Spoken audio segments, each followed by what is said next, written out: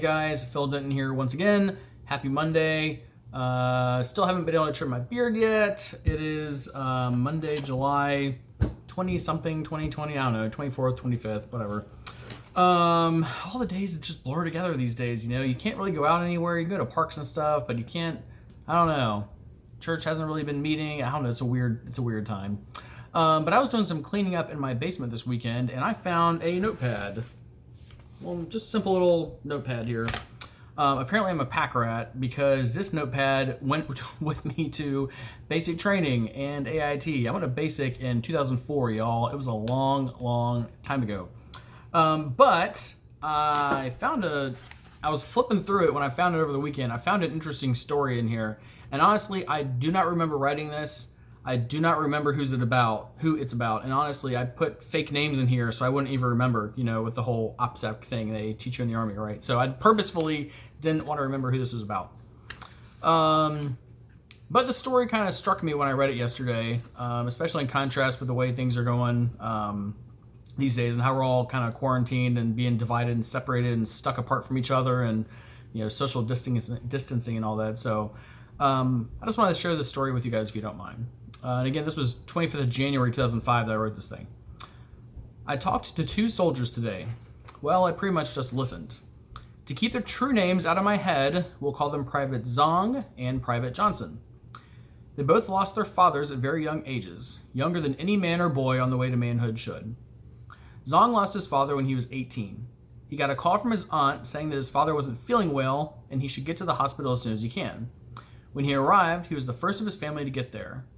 The doctor asked if he was the son of Mr. Zong, and he said yes and asked to see him. The doctor agreed and said it would be graphic, but young Zong said okay and went in anyway. Zong went into the room, and there his father lay with all sorts of tubes connected to him and a sheet covering the lower half of his body.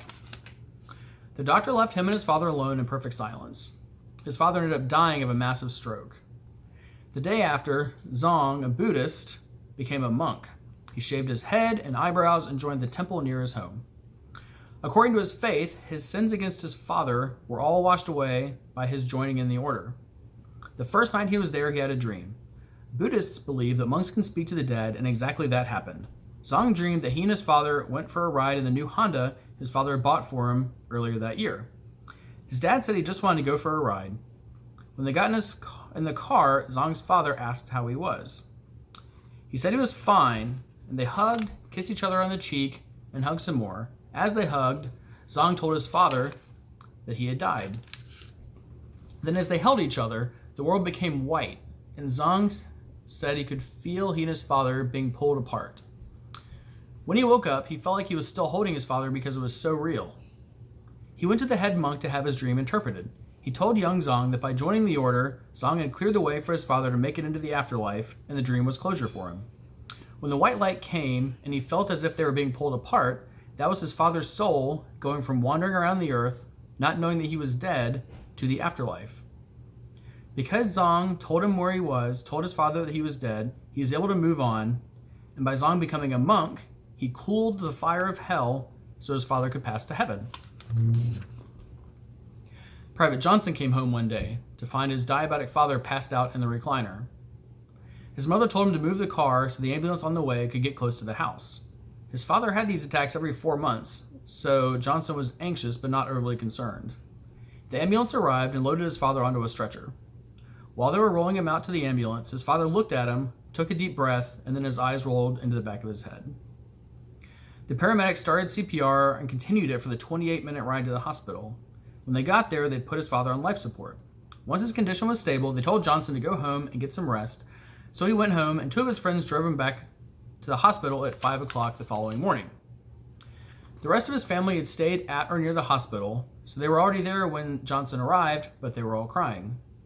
The neurology department had run some tests, and between the diabetic incident and the following ride to the hospital, Johnson's father was left brain dead.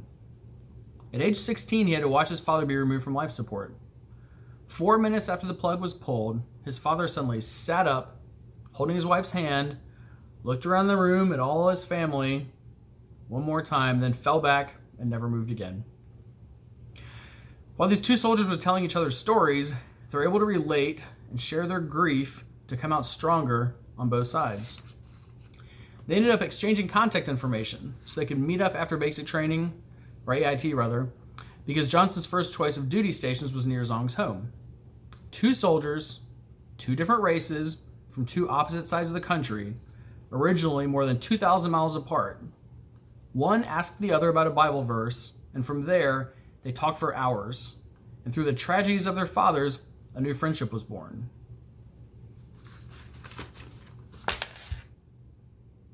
Pretty crazy stuff, huh? Thought you might enjoy it. Let me know what you think in the comments below, and next time, or until next time, stay safe, stay healthy, and God bless you. Bye for now.